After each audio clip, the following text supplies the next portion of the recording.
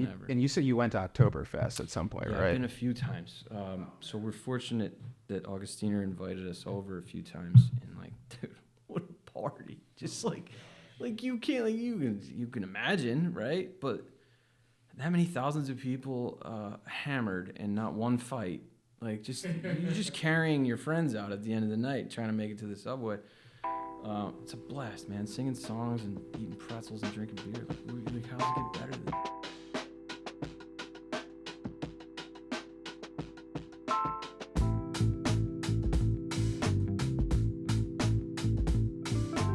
Welcome back to the BrewedAt podcast. I'm your host, Richie Tevlin, joined by Evan Blum, and tonight we're joined by Kunda Beverage, Chris Kunda. How's it going, guys? Going well. How you doing? So we just had Sly Fox on last week, and they are 29 years old, our oldest, brewery on here yet, organization on here yet. We just found out, well, not just found out, but you are, what, over 100 years old? 104 this year. 104. So 104 years of beer. That's pre-prohibition, through prohibition, which we'll get into. Yeah. But how I was introduced to you, Kunda Beverage, everyone's heard about it. But now that I'm kind of starting to do my own thing, I was kind of told that you were essentially a gatekeeper, kind of like this.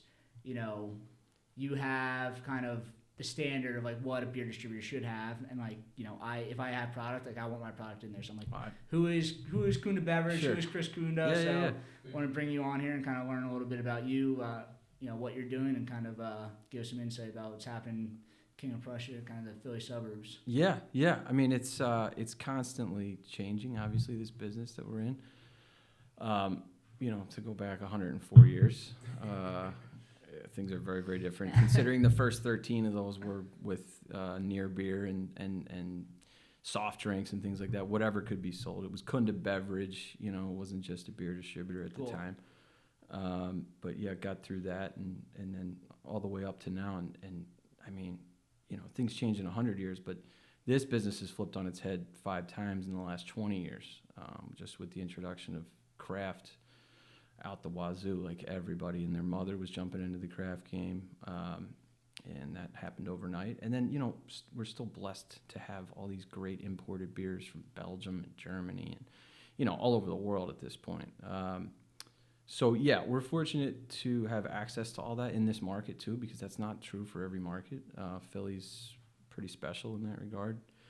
I mean, just to use Russian River as an example. It's in 4 places or 3 places in the world, and we're one of them. It makes no sense other than our buddy Tom Peters at Monk's. But, so like I said, very lucky to have access to all the things that we do have. And then, you have to put your own spin on it, and I think we've done that pretty well.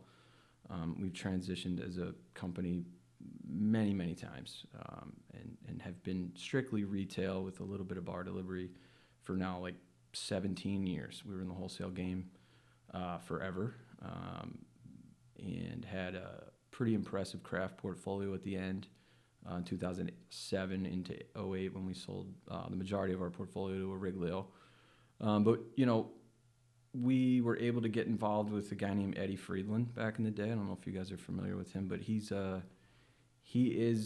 was Philadelphia beer for a long time. Like he was the man that introduced things like Sierra Nevada to the city and Chimay and all that. He was with you guys? So he owned Friedland Beer Distributor, which is in the city. I'm not exactly sure the neighborhood, but we bought him and his operation out in 2004 and moved him and his daughter Katie, which she was with Origlio forever, as well, and like 10 of their drivers, and came out, and then we started running 5 counties with this massive craft portfolio, which at the time didn't exist. I mean, Shangy's has had a good run at it for a long time. They were some of the innovators for craft too.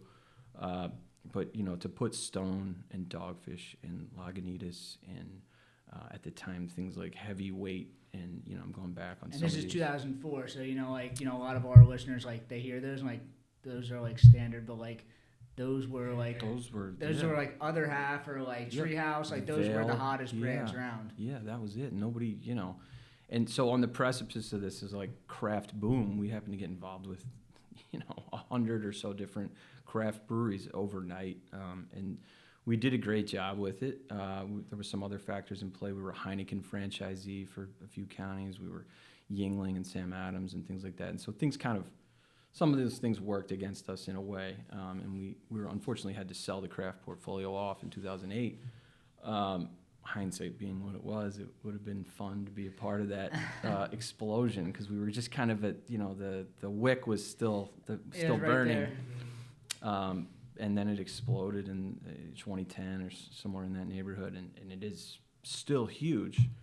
But, in the last couple of years, sort of changing a little bit, introduction of RTDs to the market. The High Noons and Statesides of the world are just monsters. And craft beer, God love it, needs a little shot in the butt these days. It does. I mean, it's still terrific stuff. We just got to convince those Gen Zers that, it's fun. I'm glad you said it, because, as a distributor, you are selling the High Noons, you are selling all these other things. Well, we personally are not. So we can't, because they're spirit-based. Oh, not High Noons, but some of the seltzers but and White stuff, Claws and Trulies. Yeah, you guys and are still taking advantage of that, but even you're still banging the craft But even beers. they're fading now because of the High Noons and stuff. So so we're losing that business to the state stores right now. There's legislation on the table that might let us allow us to sell it at some point, but nobody's holding their breath on that. So we're just trying to hey, remind people how good this stuff is, right? And the imported stuff we have access to, and the craft stuff is amazing.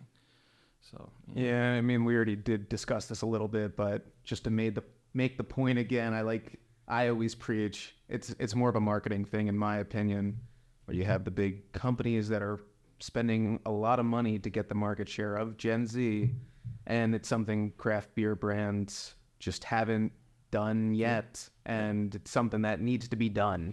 Yeah, it's lacking. We're not seemingly as connected with that younger demographic as we should be, for sure.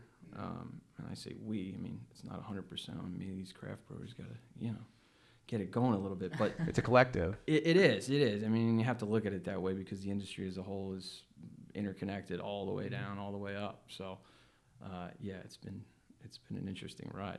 Mm-hmm. So how much does things, change for you? Something we like to talk about is your story specifically on the podcast.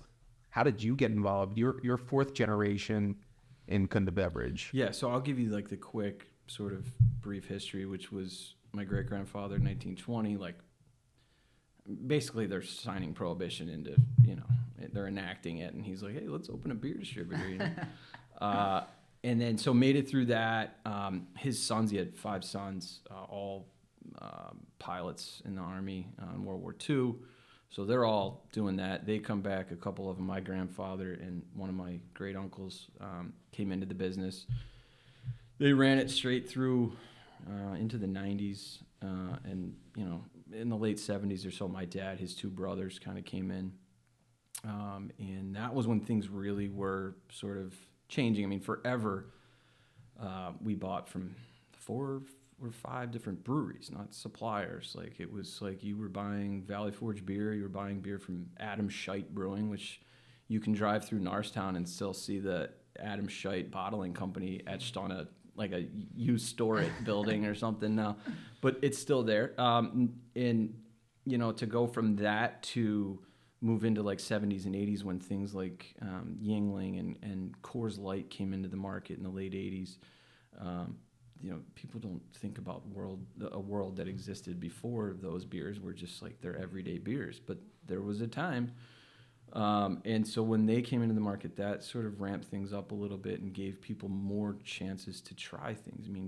It wasn't just Stegmeyer and Peels and the old returnable bottles. You guys, I don't even know if you're old enough to remember that. But no. Heavy brown boxes and these thick glass bottles. And when you were done, you'd send them back to the brewery. They'd fill them up again and send them back to you. Obviously, that would all go through you guys? You guys would then collect the bottles and send them back? Yeah, and there was a deposit on each case, $1.50. You'd take it to the account, charge them the deposit. You'd pick it up, give them the deposit back, do the same thing with the brewery. So when I was a kid, 9, 10 years old, 11 years old, I hope OSHA's not listening, but one of my first jobs was sorting empties, because you had to put all the brown bottles with the brown bottles and the clear bottles with the clear. So, and they'd all come back. If you're working a bar, it's just throw it in, right? We're sending it back.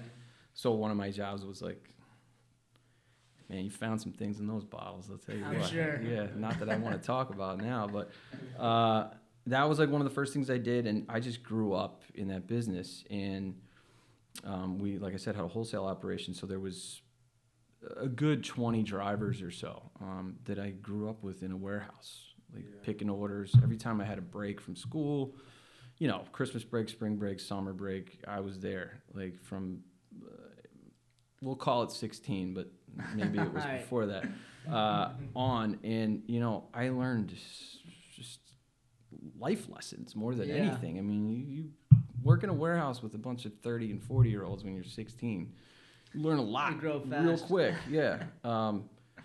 Has something to do with my sailor mouth these days too, but still, just a really cool experience and in a fun business. I mean, at the end of the day, I say this all the time, but like, we're selling entertainment, right? We're not selling ball bearings or, soccer cleats. Like, this is cool. This is awesome. So we could be selling a lot worse stuff. And then, to have it be in my family kind of bloodline, to get into it, I love it. It's awesome. And I went to college and everything, and I looked at a lot of things. I studied marketing, and I just kept coming back to this. Like, it's a recession-proof business, for lack of a better term. For the last 4,000 years. Pretty much, yeah, since they invented it. So, you think about job security, right? And you think about, like, having a life and having a family and kids and all that, and, like, how do you support? And not that it was an easy decision, but, like, it felt like the right decision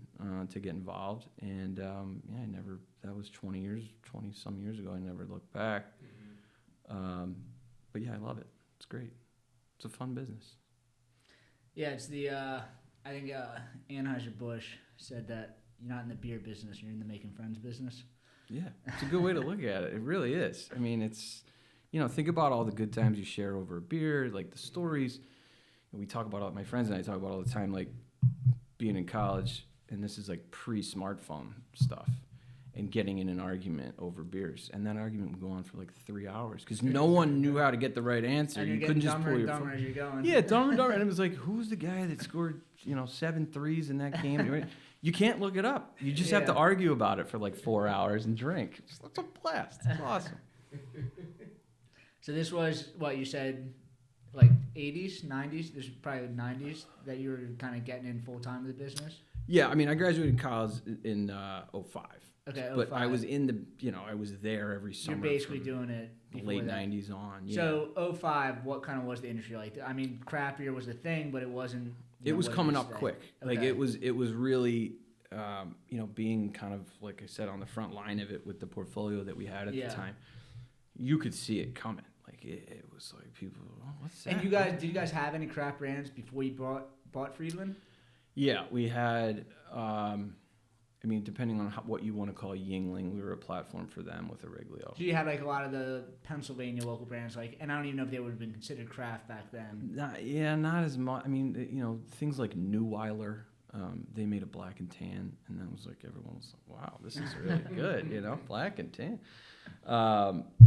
Pete's Wicked, that one always comes up. Yeah.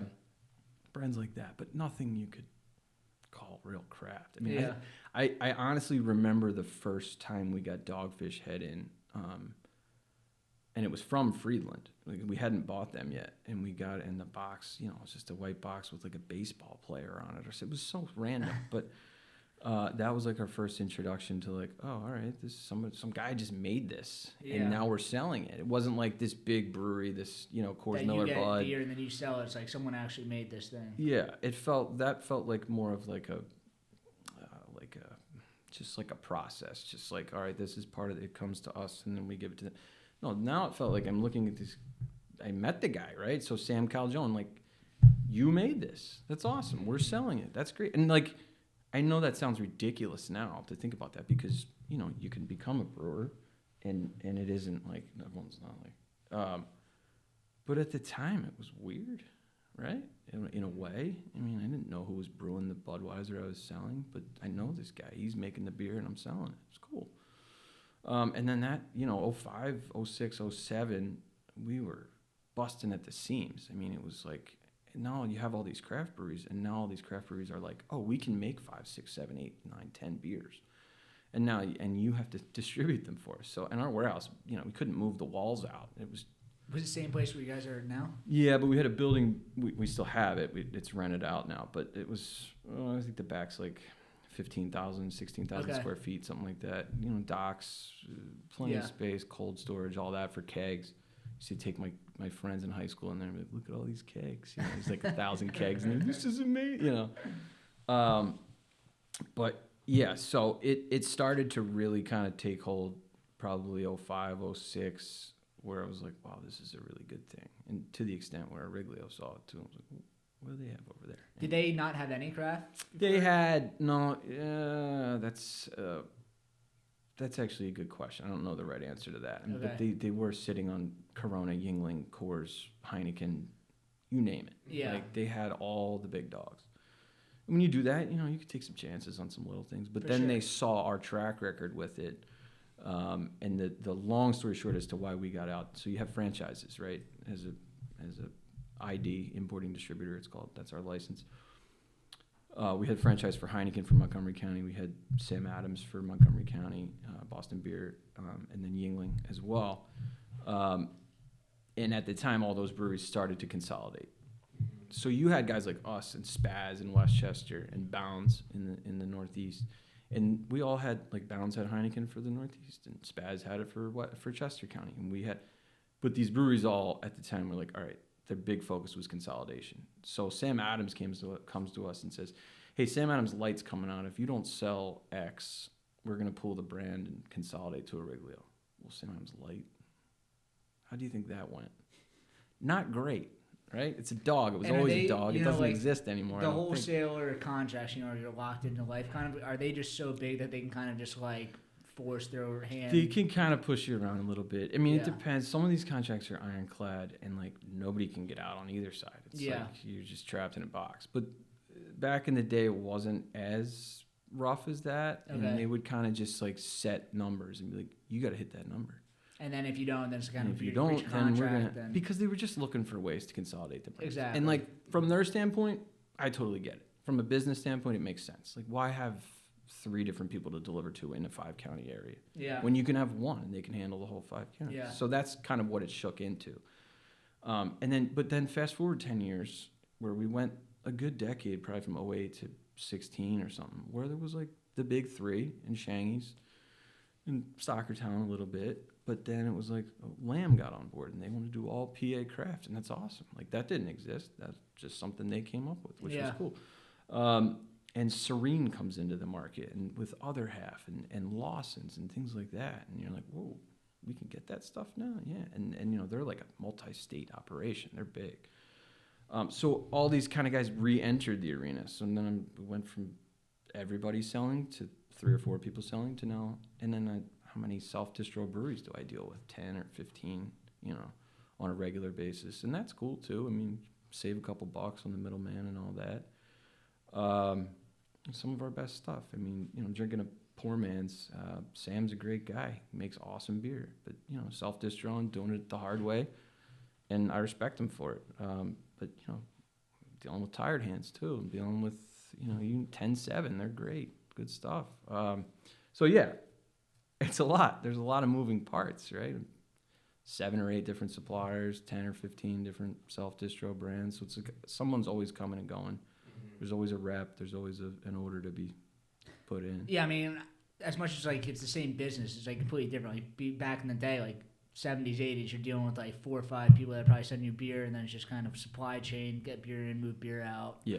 Make sure everything's taken care of. And now it's like spread out to like all these little tiny guys. It's a much different game. It's tough. You know, sometimes I think the toughest part about it is reordering. You could bring something in. I specifically remember like the Toppling Goliath did a DDH King Sue. Yeah. And I brought in like 5 cases thinking like, this will be close. I don't know. Gone in like a day. I'm like, oh my God. They called my rep. Can you give me 5 more? Yeah. I got you 5 more. I think we sold like 3-4 packs in like the next 3 weeks. Like everyone that wanted it got it. Right? And I'm blowing it up to everybody. You gotta try it. It's so good. And it just, you know, but that's been tough. like everyone, because of this untapped culture, we're like, oh no, I already checked that one in. I'm like, you remember you gave it a 5 out of 5? Yeah. You don't want it again? It was like one of the best beers you ever had. No, I already had it. Wait, what? But that's the world we live in now. I get it, you know. Yeah, I mean, this world of like everything's changing constantly, but I mean, I was just in there, and it's just like you guys have seems like the perfect mix. Like what Liz was saying about like you guys being the gatekeepers. Like, right. You guys do have this eye for almost talent. Like you guys, there wasn't much wasted fridge space or anything there. It was like seemed like everyone I was looking at, you know, it wasn't just PA craft. It was like kind of all over the place. Yeah. There was German beer. There was you walk in, there's a Magnum bottle of Dry Fontaine right there. Yeah. It's like.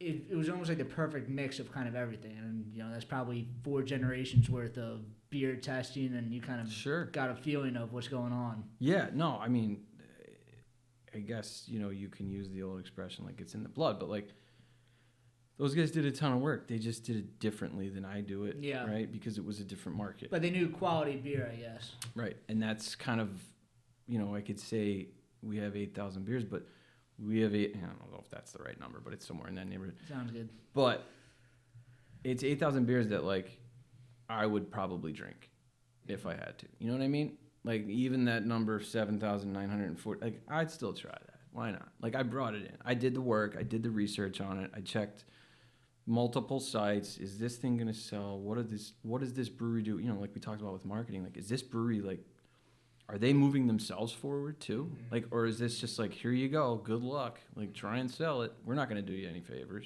you know? Yeah. So all those things come into play, and trying to sell liquid. Like it's wild how much goes into it. I don't think anybody thinks about that. Yeah, it's like, you know, I'm sure back in the day it was like just I mean, people are, the price cutting right now is like probably super competitive, but like back in the day it was just like, how cheap can you get beer to you guys? And then, you know, like Matt Serra was saying, like, you know, like creating these events of like just getting your brand out to then sell it to kind of the masses, where now it's just like you have to keep up with like all these little things and keep up with the, you know, the small relationships that you have with probably 100 different people just trying to sell you beer on a weekly basis is probably insane. Where it used to be probably, you know, a lot more than that, or a lot fewer than that, but like, you know, much different kind of feel. Yeah, totally. It's staggering actually how many people try and like, here's our new peach mango for the summer. I'm like, all right, I guess we're buying it, right? But like, yeah, it's every day, man. And I'm not complaining. Like it could be, like I said, it could be something else that I don't like, but it's a lot. And every brewery feels like they're the ones that should have 10 to 15 SKUs going at once. Like, it's not everybody. You can't all do that. Yeah. Like, and for some guys, and you know, use New Trail as an example, like they're able to get away with it. Like they're able to have 10, 12 SKUs on my shelf. Everything pulls through. But then there's other guys that like, I probably keep 3 or 4 of theirs in, and like maybe they move sometimes they don't, seasonal type stuff, you know. So it's tough to gauge. And it's tough to like tell somebody, no, you don't want that, you know, and especially when it's a craft product that they made. Yeah, like Sam Calgione, like coming in, like he made this with his hands, but like you have somebody like Sam coming into you probably every week, like I put my blood, sweat, and tears in this. Like, can you take it? And you're like, I can't. I literally don't have the space. I don't have the whatever it comes down to, you know. And like, I'm really trying to go out of my way to give everybody a chance at least. But sometimes it doesn't work, and that's not just because it's not a good product. It's because maybe in my little corner of the world, like it didn't work. Maybe in Delco it works great, or maybe in, you know, some other neighborhood it works great. And I hear that a lot. It's like, wow, you're killing it with that. This isn't working here. But then I hear the flip side where I'm going, hey, I'm sitting on this. What's going on? Is this not moving? They're like, yeah, it's moving. I don't know what's going on here, you know. But that happens. There's you know, you deal with that many SKUs. It's like things are bound to, unfortunately, go by the wayside, and that's a problem. As great as it is to have a good selection, it's all perishable, right? So like, it's got to come in, it's got to go out, and like these IPAs these days, where you know they short code them, they give you like 90 days to sell them tops, and you don't get it until it's 30 days old. It's tough, and then you're competing within the same, you know, within the store with something in the same category 50 different ways. It's tough, man. It's tough on the consumer too. Yeah, I think that's one of the many reasons why lager is now coming back. You know, like just for the breweries, it's easier logistically to deal with that. Like you're not trying to push it. It's probably easier for you also to deal with these lagers also when their date codes might be a year long. There's like shelf stable. Yeah. They don't have the cold storage mandate that a lot Yep. of these guys have now, which in a lot of cases makes perfect sense. In some cases, I think it's either a marketing move or it's an overreach. Like, Yeah. we don't need to have this cold. People, the old myth about beer getting, well, it got warm and then it got cold again. Yeah, it can do that 3 more times minimum, right? And you'll be fine. Like as long as it's not sitting in 90-degree weather and you're putting it in the freezer and taking it out, putting it, like beer is strong in essence for a liquid. Like it really is. People don't give it enough credit. Now, everyone's had a skunked beer. Everyone's had something that was past code that doesn't taste right. But for the most part, it's pretty strong. And then, yeah, like you said, a lager and a pilsner, they are strong. There's not much that can go wrong, not much that can break down. You start getting these IPAs with guava and every other adjunct in the world in them, and like, something's going to go wrong here, right? Yeah, I just got a Hefeweizen from you guys, and you know, like it had the yeast sediment in it, and it like tasted great. It was like, I think a year old, but it was like perfectly. Which one was it? I can't pronounce it. It had the crazy bottle. Baltus? I got a picture of it. Yeah. It's it was in the craziest bottle I've ever seen. Oh, here you go. It was Balta. Yeah. Balta Pinta. Yeah, that's like a classic. I deal with this B&O Beverage. They're in the Northeast, or they're in the city. But they're all like Ukrainian, Polish, all those beers. I do a lot with that. I mean, I'm Polish by heritage, but we do have like a pretty good contingent of Polish people that buy the Okochum and the Żywiec and all this stuff, and like you wouldn't think there's a market for it, but there really is. This is why you guys have been around for 104 years. It's like, people aren't thinking like that. They're like, I'm not a beer distributor. Like, if I were to be one, I'm like, all right, what's the hottest new thing? And I would just burn myself out. And you got to have that too, though. You have to have that, but you also, there's people out there that don't want that. No, there isn't. And it's like, our line that we've always used is, if we don't have it, it doesn't exist, which obviously isn't true, but, it feels that way a lot of times, because we do try and have, like, everything that is humanly possible that will sell, right? I don't want to just bring things in as mantelpieces. Like, I want them to move. I want them to sell. I want people to try them. If I'm doing the work, figuring out if this is good, bad, indifferent, I want you to try it if it's good. So buy it. Do you think, does everything pass through you? Like, have you had everything in the store? No, people that are like putting stuff out all the time, like, almost like trust what they're putting out. Yeah, that's a big part of it. Yeah. Honest to God, if you just look at the brewery, it's less about the beer. 10. It's more about the brewery. If like you're making consistent beer, like it doesn't matter what style you're making, you can probably make a good. If you can make a good lager, you can probably make a good IPA. You can probably make a good Hefeweizen. It's just like it's more the. And I can gauge it like, not that this is anything some special skill, but like I can have 2 IPAs from someone and know that they make good IPAs. Yeah. I can have a Pilsner from someone and know that they probably, if they make another one, it's probably going to be as good or better. So yeah, there's like that sort of like rough estimate, educated guess, I guess would be the best way to put it, where you kind of got to take them, because I know I look great, but there's a lot of beers in here. It's tough. You can't try them all. It's literally impossible. You wouldn't get anything done. No, Jesus, no. I made a pretty firm rule years ago that like, you bring me in a sample, I'll take it home with me. We're not cracking it here. You're not the rest of my day's shot, and it could be 2 ounces of a blueberry goza, but it's still going to screw the rest of my day up. So I don't do that. But I'll take them home, give them a whirl, and think about it. And if the price is right and I think it'll sell, then it's not rocket science in that regard. Do you have a lot of customers that are like your regulars that try every new thing you bring in?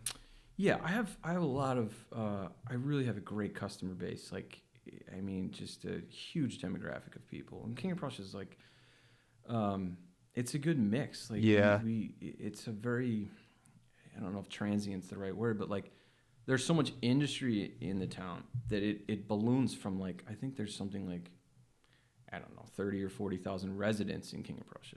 but it balloons to like 70 or 80,000 people a day because of everyone that works at the mall. There's corporate centers all over. Yep. So I do get like a really good lunch crowd of these people that come in that maybe live in Downingtown or wherever, don't live nearby. It's at the crossroads of like everything right there. Yeah, and it's a good, so I do get like a lot of sort of outside your classic beer distributor 3-mile radius or whatever it is.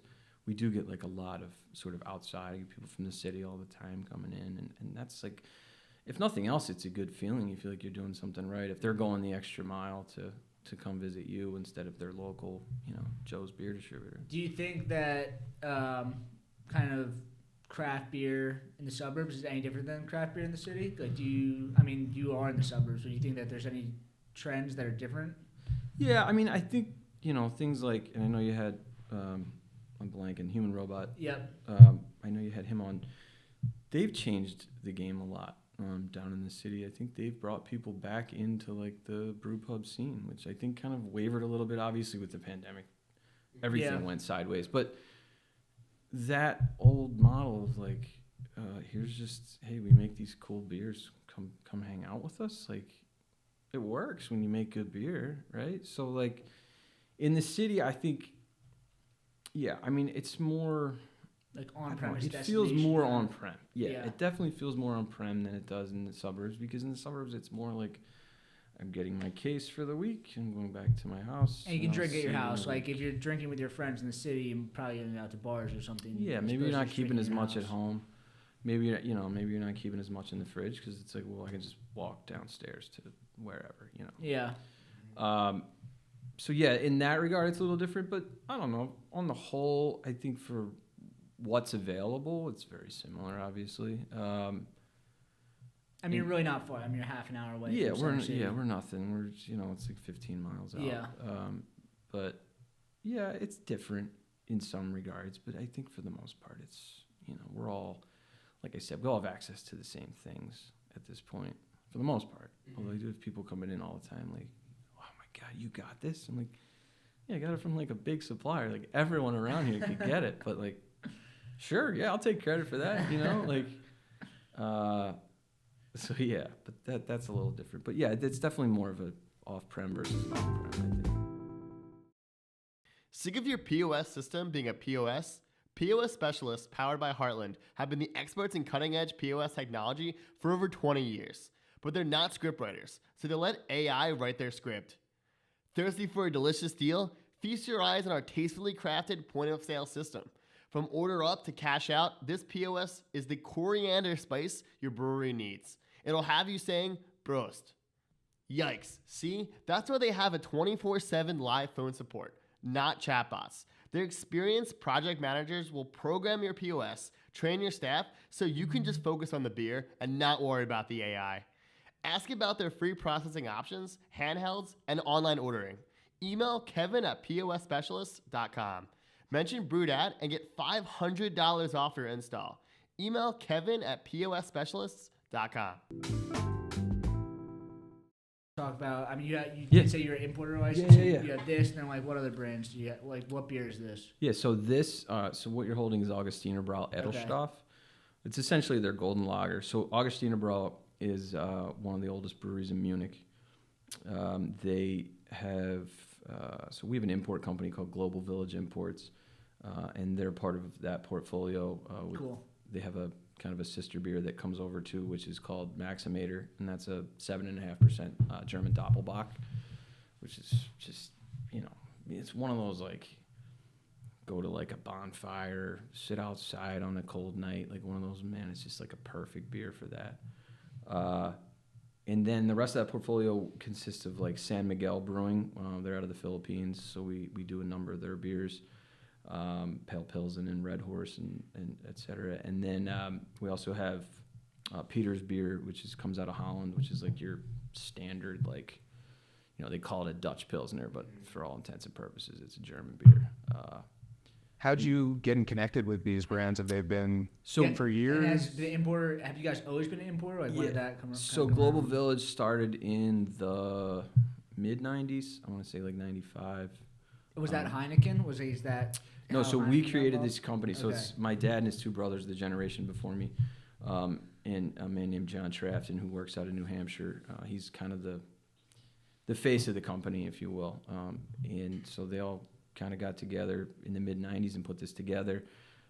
And we've had access to these great brands over the years. And Augustiner Brau, I'm certainly biased, but for what it is just top German beer out there. No, it was really, really it's good. Just one of the best. I mean, it's one of the best beers in the world.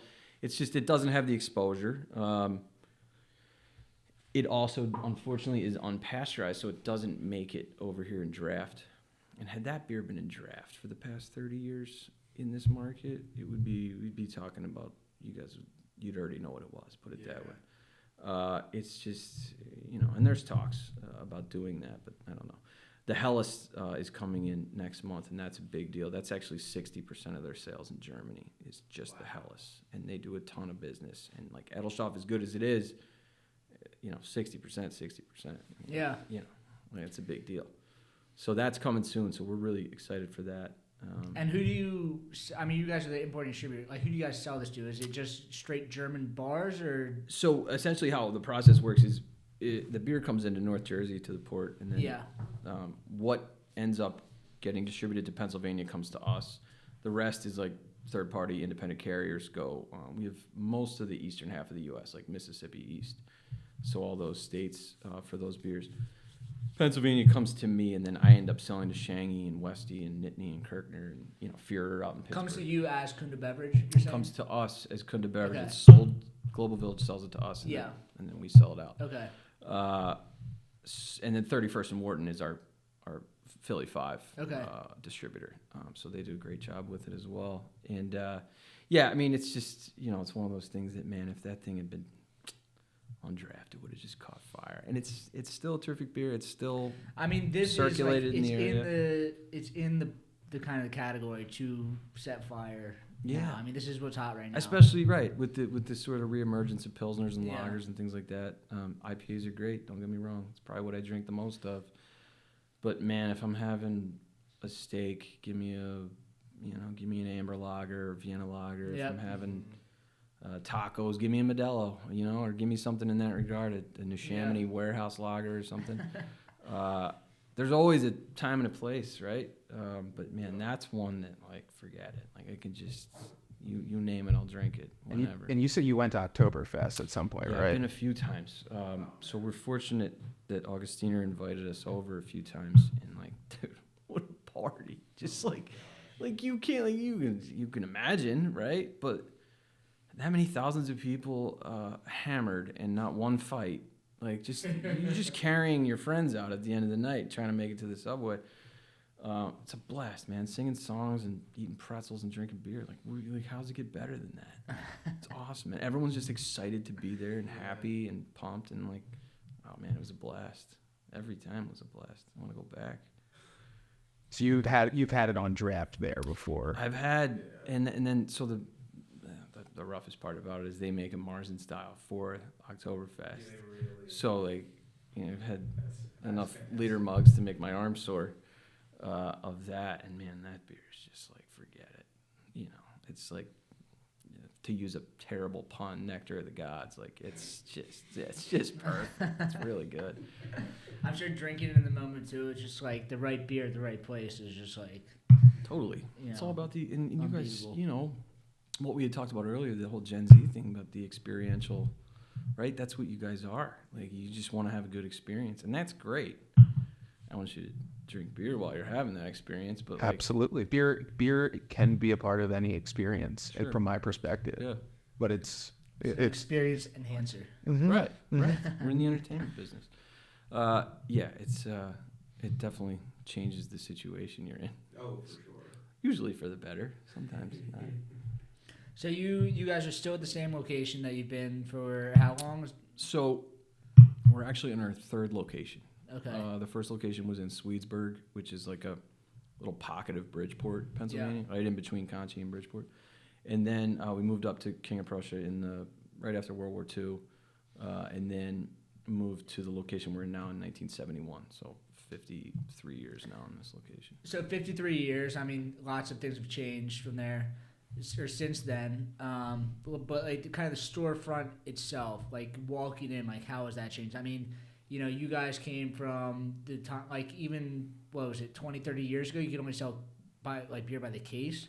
How about 8 years ago? 8 years ago, and like then you were, like you walk in now, and like what I was saying, like you have a Magnum bottle of Dry Fontaine when you walk in. You have a whole section of lambic beer. You have like all the cases of like the hot new hazy IPAs. Like I'm sure just walking in is a lot different than it was 15, 20 years ago. Oh yeah, so different. I mean, we made the most changes we ever made to that store were in like 2016, 2017. As soon as they announced the law changed for packages. Yeah. So we went forever, obviously, with cases until 2014. And then there's this eternal give and take between us and the grocery stores. So in 2014, it was like, grocery stores can sell beer now. And we went, whoa, wait. And they go, okay, fine, you could sell 12 packs now. And then they're like, wait, they can do that. Why can't we do that? So 3-ish years into 12 packs, which, trust me, was not just 12 packs. We were making things. I was making 8-pack, 16-ounce cans. It was an ounce law. So I was like, I'm making everything I could sell. So I would take 16-ounce can cases, and don't repeat this, anybody. And I'd turn them into 8-packs, and that satisfied the ounce law. That was enough for a 12-pack. So we did that for a few years. And then 2017, January 14th, like it's etched in my memory, was the first day we could sell singles, 6-packs, 4-packs, 12, you name it. Crowlers, we got into the crowler game real quick. That was ready to fly on the first day. And so that prompted the most change in the store because we had a cold box, like a walk-in box that everybody has, but we didn't have any like glass cooler doors. Yeah. So we put in a whole wall of them right away, and then now even since we've changed even further because of this like explosion of the single serve category. Every brewer is making 19-ounce cans now, every one of them, and it's like they all want you to same thing. They all want you to carry it, and like look, a lot of them it would work, but how many like? But the problem is everyone's trying to fit in the one little tiny hole. It's just I'd have to refrigerate the whole store. Yeah. At this point. Yeah. So yeah, that's caused a lot of change. But honest to God, if you're just pulling into the parking lot, we painted the building a few years ago. But that marquee sign that's up there, it's kind of like our calling card. You can see it from the turnpike. My dad put that sign up, in the 70s. And obviously neon signs anymore. They're all going by the wayside. It's all LED anymore. So like that's like a sort of a point of pride for us. It is. I'm sure, since the 70s, probably people commuting every single day for the last 30 years. They drive by and just like maybe they don't talk about it. Like every single day they look at your thing. It's like something that they're seeing as they're driving by. Yeah, dude. For years they'd come in and go, hey, I drove by for 20 years. I finally went, where the hell were you? Like 10, could have used you. Yeah. I've been driving by here forever. I'm like, oh, thanks for coming in. Because something clicked this time.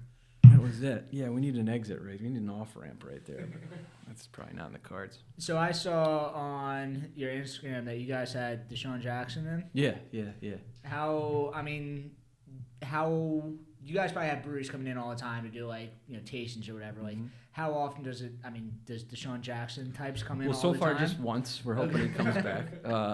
No, that was just a nice sort of an attaboy basically from the Muller, who's the Miller supplier in the area. Yeah. They set it up. They had, I think he went to 2 or 3 different spots, and they were like, "Look, you're, a great customer of ours, and do you want to do this?" I'm like, "What? Who would say no to this?" Yeah. There was like 200 people in the store. The line was just snaked, all the way through the aisles.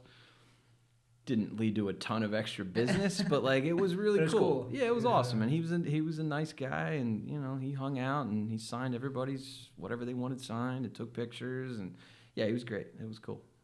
Nice. So we talked about before. We were talking before you came out here, like kind of the changing landscape of craft beer, and like beyond craft beer.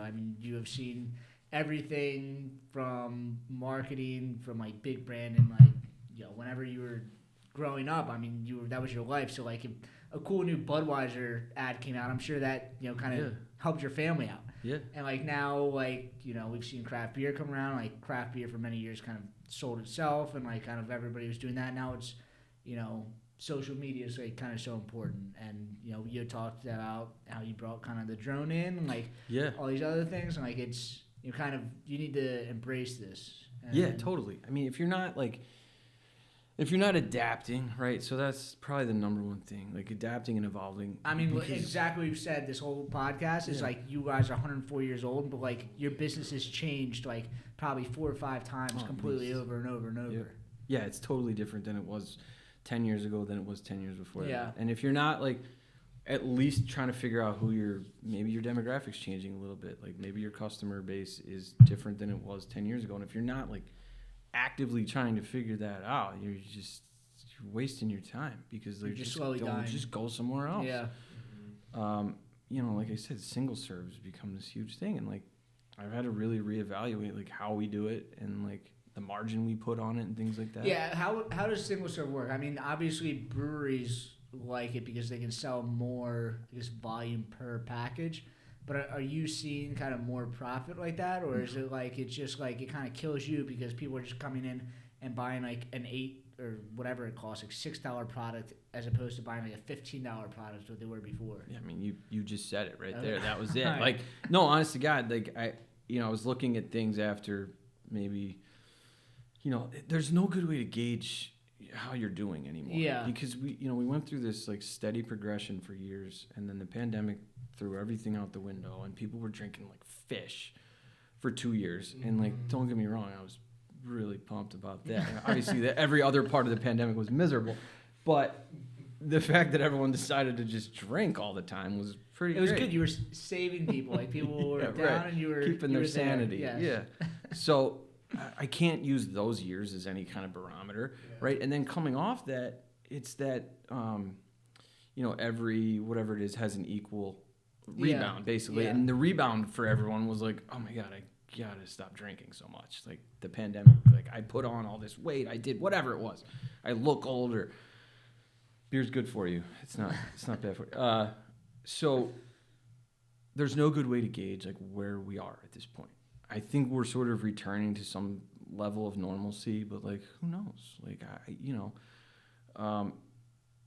but you try and keep your finger on the pulse a little bit and just kind of see what people want, because you can't you're not going to make one move that's going to change everything, but you could make 40 little different moves that get you to where that one big move would have made you. And that's like what this business is at this point. Like, all right, if I bring this in, this will work great. Oh, and then I can complement it with this, or I can, you know what I mean? Like, there's a lot more science to it, I think, than anyone would ever give me credit for, and that's fine. I get it. I'm selling beer. But, like, there's a lot more to it. And keeping up with what's going on, yeah, that's paramount. Like, and I have to push to the millennial, the Gen Z, like, I have to get that crowd involved, because the 40-year-olds and the 50-year-olds, they're drinking. They are drinking. I mean, we just had, I don't want to say Skybox Old Man Beer, but like we had them on. Like basically, like we talked about how like they have customers that have been drinking their beer for 30 years. Right. And like they go home and they get a case of Sly Fox and they're drinking it every night at dinner. I'm sure you have a lot of customers that are, and they're still going to be in their drinking prime for the next 20 years. That are going to be coming in every night. But at some point, those people aren't going to be here. Yeah. So it's almost like, as much as even if you're super successful now, you have to know in 20 years, like if you're not keeping up with the times, like you're going to have to either make some monumental shift 10 years from now. Nobody wants to do. Yeah, and that's exactly what I was going to say. There's a lot of investing in who is currently here, rightfully so, but if you're not putting some sort of emphasis into where the industry is going to be, there's no industry there anymore. No, it doesn't Or exist. learning how to like understand it a little bit, even if you're not fully getting into like, you don't need to go out there and make TikTok dances, but if you don't understand, like, you're not going to find that exactly. And if you don't understand or like see that some of these things are happening, 10 years from now, like when you have to be on some of these platforms, you're not even going to understand how the platform works. Where like there's kids that are just like completely literate in however that platform and that algorithm works, and like you're just like, you have no chance to keep up. No, you don't. Yeah, it'll just pass you right by. And something I'm going to piggyback from, I guess, one of the first podcast episodes, the conversation on flights. It's something that is just in general in the beer space. when you talk to any brewer, or I would say majority of brewers or a lot of brewery owners, or it also feels like that kind of goes to the single stack like beer. Yeah. From a young standpoint, people want to try different things. It also like that's the untapped side. From a brewery standpoint, it's the most profitable thing.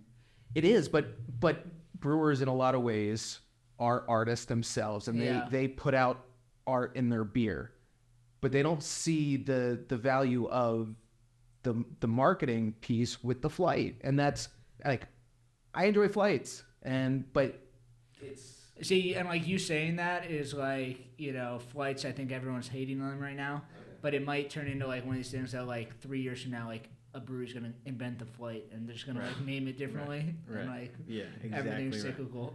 No, it is. It's true. Yeah. No, the the flight, man. Well, I'll tell you what, like, look, if nothing else, it's exposure, right? So you break all these things down and why people do why did people start doing flights in the first place? Well, here's 4 of my beers. You're gonna buy one after. Yeah. Right? And you just paid me for these too. So okay. Yeah. Makes sense, right? Strictly from a marketing standpoint. Like that's kind of what it lends to. I don't see any problem with that. But yeah, it's a sore subject typically. So we talk the about definition of cool is sort of ever changing. Like, is that cool? I don't. It was, right? Maybe it is still. in 15 years. Maybe now, it's it'll be coming cool. back. So, like flights, obviously kind of on the downturn right now. But like, I think Crowlers, kind of the same way. Like when they came out, they were so hot. You like if you were a craft brewer, you had to have Crowlers. You talked about like when Crowlers came out, you kind of embraced that. Are you seeing that? It's still at the same speed, or like what is that? It's not at the same speed, and I don't have anything to equate it to. Like, the beer doesn't last as long, but you are able to then get a larger volume for cheaper. Yeah, and like the name of our game with the Crowler side of things was like, look, what do we have that we can get on draft that we can't get in package? Yeah. And a lot of times it was like hyper local stuff, which is great, and people gravitate towards that. But I want to say since the pandemic, it's slowed down dramatically, and I don't know if that's like people more conscious of like germs or whatever. I mean, it's an open container, right?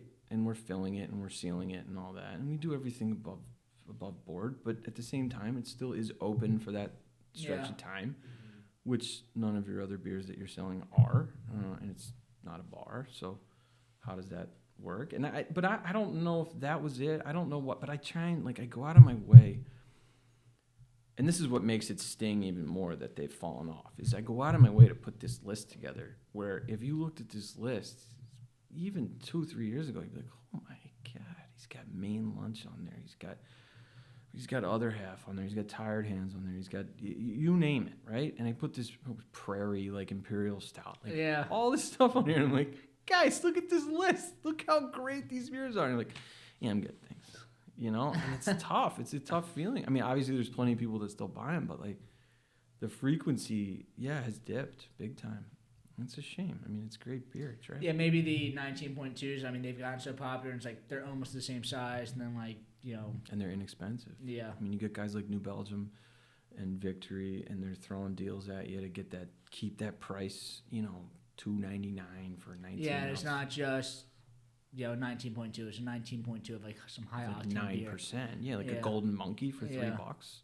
I mean, guys come in, buy 2-3 golden monkeys. They're good. You're good. I mean, that's a pregame in a can. And what did I get? $9, right? Yeah. And I don't get to keep all 9 of that. Yeah. You know what I mean? I get it. From a consumer standpoint, I get it.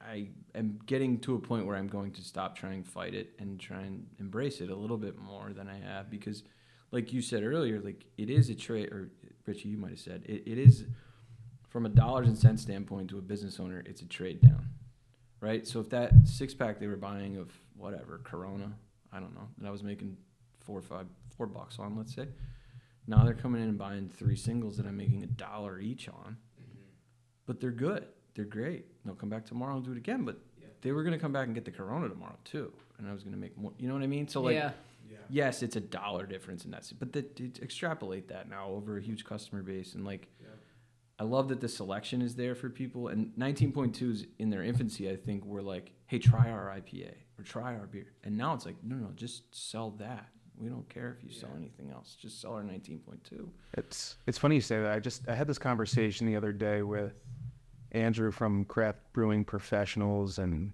Dan from BrewLogix that are like doing all this research into the future of like the Gen Z versus millennial like spending habits. Right.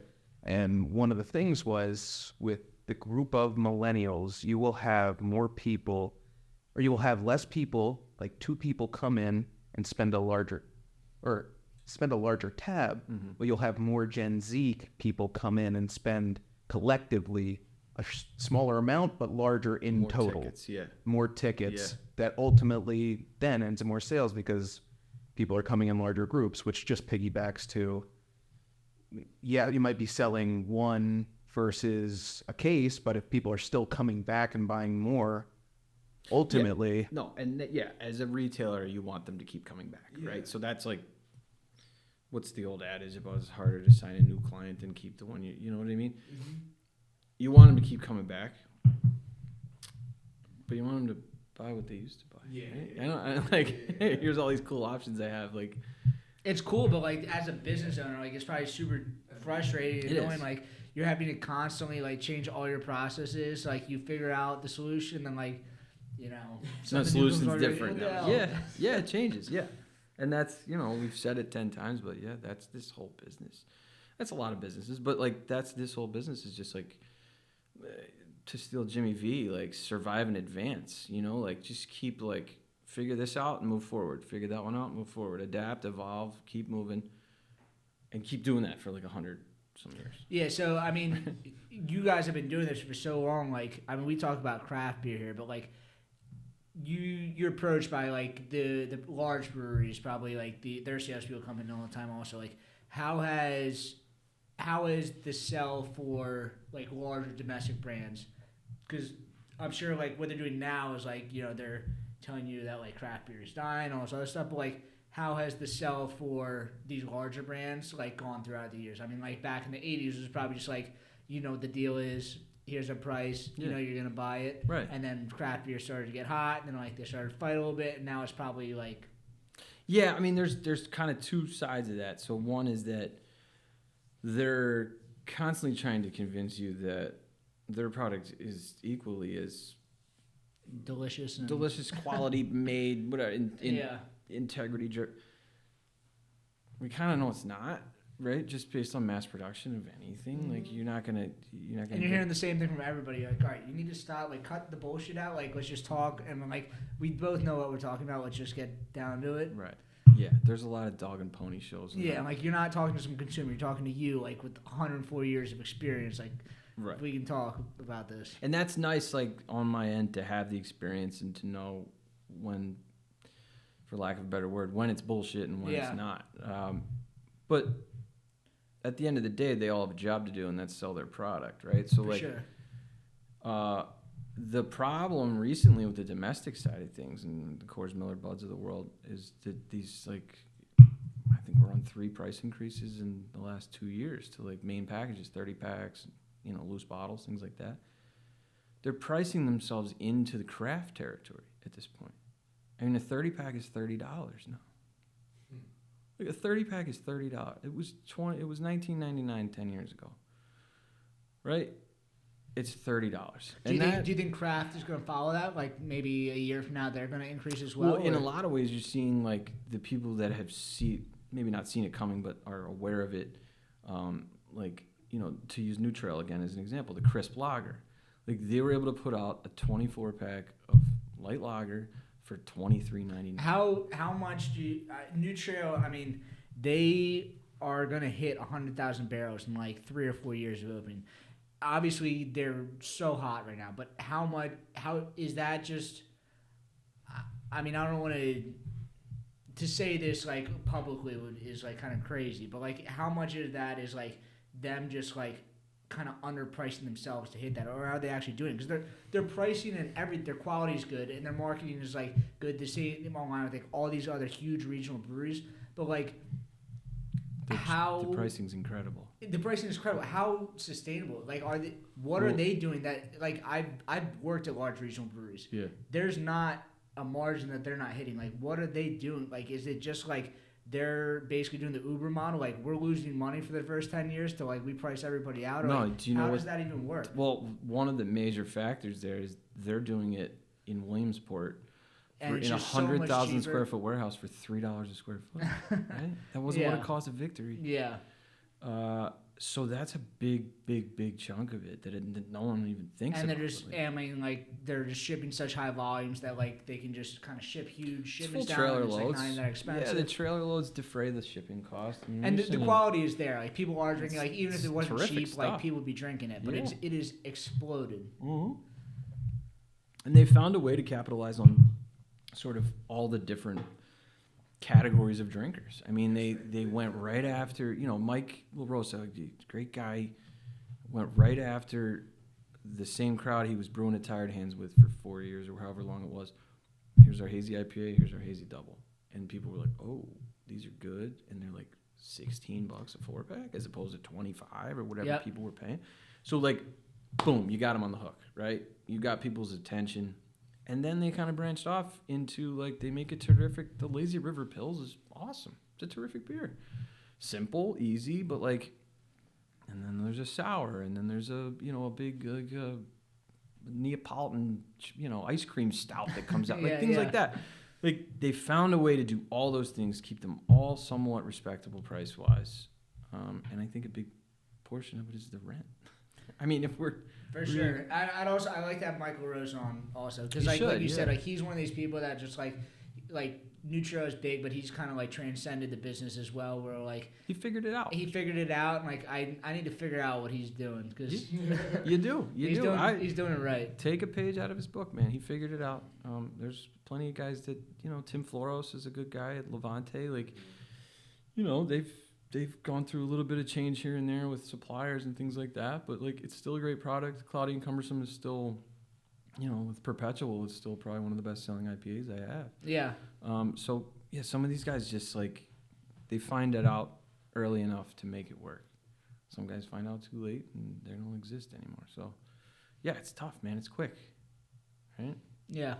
So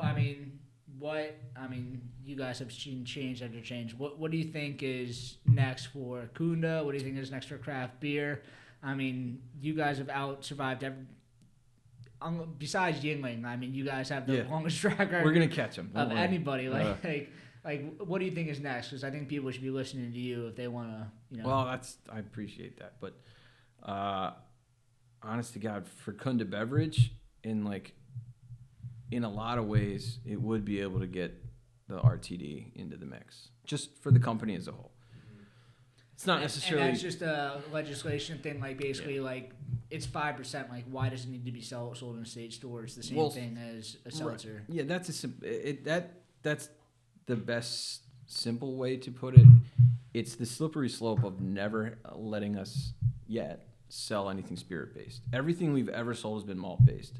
And that's White Claw and Truly and all the seltzers and everything like that. Everything's been malt-based. And so them crossing into this new world, not to mention there's a labor union involved. The state store's labor union is super strong. And they don't want to just necessarily give away. Now, they'd keep selling High Noon stateside, but they'd let us do it too. And we're just using them. There's 20 others that would jump in here that are either products of like brewery conglomerates, so like guys that have rights to like Monster. Brewers of Pennsylvania? Like, what would would the brewers be kind of against them being allowed because like bringing like High Noon in would almost cut into their profits as well. Certainly cut into their profit. You're basically being attacked from both sides, and like you're basically just the distributors are kind of trying to fight this. Yeah, so we have a great lobbying group, the MBDA, the Malt Beverage Distributors Association. So they like kind of fight battles for us, which is awesome.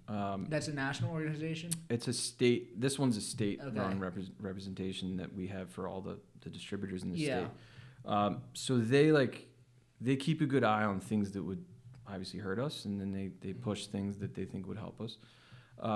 And the RTD thing's been kicked around now for a couple of years, but like I said, the labor union's so strong there. So they're like, look, beer distributors start selling high noons and statesides, well, that's going to cut away from us. We're going to have to lay people off, which I don't know the exact numbers, but like it can't be that.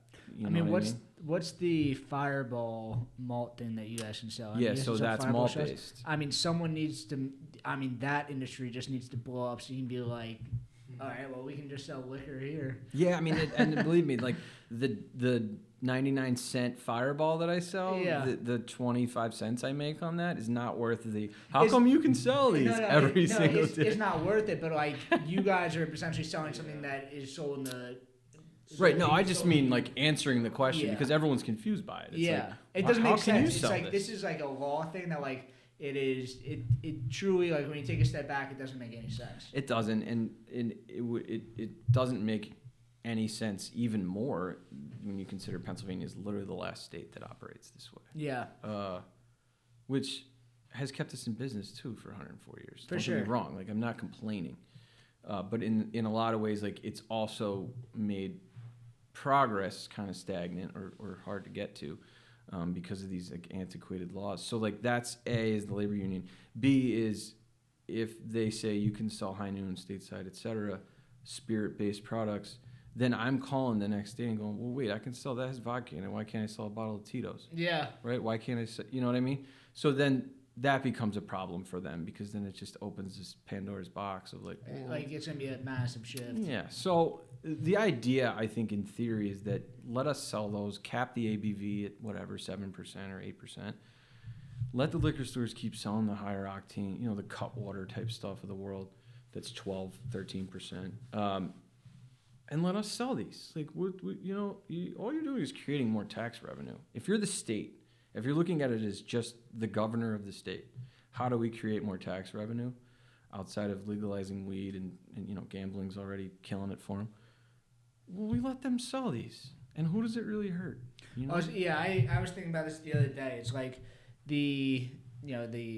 mean, I shouldn't say this. I'm trying to open a brewery, but like the sin tax essentially, like on gambling and alcohol and tobacco, like who does that hurt? It's like, yes, it hurts like the people making it and selling it, but it's like you're not it's not like an income tax. It's like it's free money. People are paying to have fun. Essentially, it's if nothing else, it's infrastructure money, it's school money, it's whatever. Just take it. Like you took it from gambling, right? You're gonna legalize weed, right? Probably.